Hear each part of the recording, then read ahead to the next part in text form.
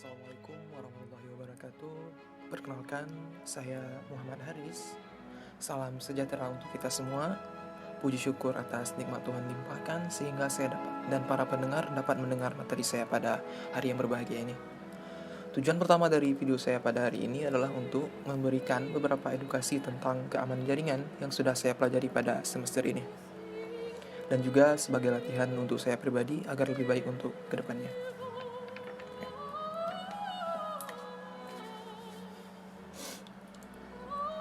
Pada hari ini saya akan memberikan beberapa materi, diantaranya yang pertama yaitu DDoS Attack atau seputaran tentang DDoS Attack.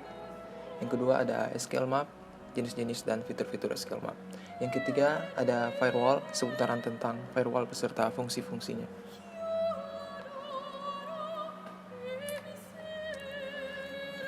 DDoS meaning. Apa itu DDoS?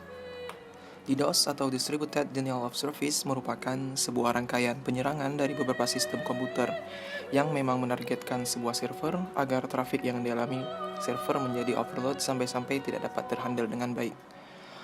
Upaya ini dapat membuat aktivitas trafik menjadi macet karena terjadinya peningkatan request secara signifikan hingga melebihi daya angkut trafik server itu sendiri. Ini jelas merugikan bagi sang pemilik website karena servernya menjadi tidak produktif dan cukup merugikan visitor karena menghambat proses request ke web server yang sedang dituju. Serangan DDoS atau DDoS Attack adalah serangan yang dilakukan hacker pada perangkat atau server dalam jaringan internet. DDoS adalah singkatan dari Distributed Denial of Service. DDoS Attack Category. Di sini ada 3 kategori, yaitu yang pertama ada DDoS Layer Application. Ini adalah mengambil semua sumber daya dari target. Serangan ini ditargetkan kepada layer di mana halaman website dieksekusi pada server yang mengirimkan respon ke HTTP request. Ancaman ini dapat menjadi masalah ketika terdapat request yang perlu dilakukan secara bersamaan. Yang kedua ada DDoS Protocol. Serangan DDoS protokol terjadi karena adanya pengiriman paket SYN berupa alamat IP dalam jumlah yang cukup banyak untuk menekan kerja TCP. Setiap koneksi yang masuk akan ditanggapi oleh server yang menunggu koneksi berjalan itu tidak pernah selesai. Hal tersebut dapat membuat proses tersebut berjalan pada server hingga terjadi overload. Yang ketiga ada Volumetric DDoS. Ini merupakan jenis serangan yang dapat menyebabkan habisnya semua bandwidth pada jaringan internet. How do DDoS work? Bagaimana cara kerja DDoS? Hacker melakukan penyerangan DDoS ke target dengan membanjiri server dengan request. Setelah penyerangan berhasil melakukan penyerangannya, maka akan membuat server sibuk dengan masuknya request yang banyak. Dengan hal ini, maka server dapat menerima request dari pengguna lainnya. Penyerang juga dapat melakukan traffic flooding dengan DDoS attack. Untuk cara mengatasinya, diantaranya yang pertama, kita sering melakukan analisis secara berkala, wajib. Yang kedua, gunakan jaringan internet yang aman. Jangan masuk internet yang publik sembarangan. Menggunakan layanan hosting terbaik dengan keamanan yang super.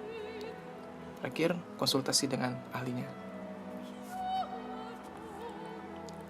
Selanjutnya, materi kedua yaitu SQL Map.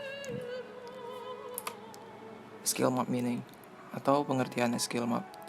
SQL Map adalah alat uji penetrasi open source yang mengoptimasi proses pendeteksi dan mengeksploitasi kelemahan injeksi SQL dan mengambil alih basis data server. Jadi SQL Map ini adalah tools yang dapat mendeteksi dan melakukan exploit pada bug injection secara otomatis. Dengan melakukan serangan SQL injection, seorang attacker dapat mengambil alih serta memanipulasi sebuah database di dalam sebuah server. SQL injection adalah teknik hacking di mana attacker dapat menyisipkan perintah-perintah SQL melalui URL untuk diakses oleh database. SQL adalah bahasa query terstruktur. Ini adalah bahasa yang digunakan program untuk mengakses data dalam database relasional.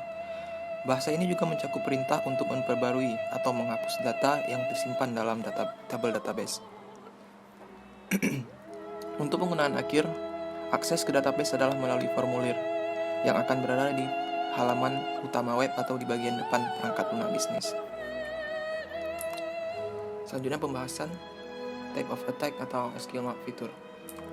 Yang pertama ada tipe-tipenya. Tipe yang pertama itu injection SQL berbasis boolean. Kedua, SQL buta berbasis waktu. 3, SQL berbasis kesalahan atau error. SQL berbasis serikat atau union based. 3, ada query bertumpuk. Selanjutnya, serangan out of band. Selanjutnya ada SQL map fitur atau fitur-fiturnya. Fitur yang pertama yaitu dukungan penuh untuk sistem manajemen basis data MySQL, Oracle, PostgreSQL, Microsoft SQL Server, Microsoft Access, IBM DB2, SQLite, Firebird, Sybase, dan SAP MaxDB. Yang kedua, dukungan penuh untuk 6 teknik SQL injection: Boolean based, blind time based, blind error based, union query, stack query, dan out of band. Ketiga, ada dukungan untuk langsung terhubung ke database tanpa melalui SQL injection dengan menyediakan kredensial DBMS, alamat IP, port, dan nama database. Keempat, yaitu dukungan untuk menghitung pengguna, hash, kata sandi, privilege, roles, database, table, dan kolom. Dukungan untuk mendownload dan mengunggah file apapun dari database server yang mendasari sistem file pada perangkat lunak database MySQL, PostgreSQL, dan Microsoft SQL Server. Yang keenam yaitu dukungan untuk mengeksekusi perintah acak dan mengambil output standar mereka pada database yang mendasari sistem operasi saat perangkat lunak database adalah MySQL, PostgreSQL, atau Microsoft SQL Server. Selanjutnya yaitu cara mencegahnya atau how to prevent. Yang pertama yaitu mengatur input validation. Yang kedua, menggunakan parameter queries. Yang ketiga, memisahkan database username dan password. Yang keempat, memasang filter untuk input meta karakter. Terakhir yaitu Web Application Firewall atau WAV dan Intrusion Prevention System atau IPS. Materi selanjutnya yaitu firewall. Apa itu firewall? Firewall adalah sistem keamanan jaringan komputer yang mampu melindungi dari serangan virus, malware, spam, dan serangan jenis yang lainnya. Dapat dikatakan juga bahwa firewall merupakan perangkat lunak untuk mencegah akses yang dianggap ilegal atau tidak sah dari jaringan pribadi atau private network. Sehingga tugas utama dari adanya firewall sendiri adalah untuk melakukan monitoring dan mengontrol semua akses masuk, keluar koneksi dengan berdasarkan aturan keamanan yang telah ditetapkan.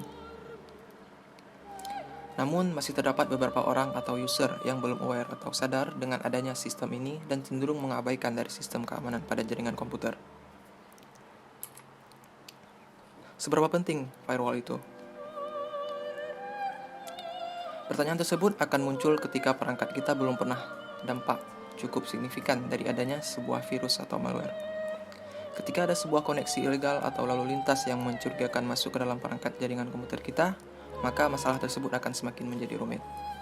Oleh karena itu, sangat penting sekali bagi kita untuk terus mengaktifkan pelindungan awal dengan menggunakan firewall system untuk mencegah terjadinya hal yang tidak diinginkan. Alasan yang berikutnya, dengan adanya firewall juga dapat membantu untuk terhindari dari praktik pencurian data, penyalahgunaan informasi, ataupun bocoran rahasia perusahaan.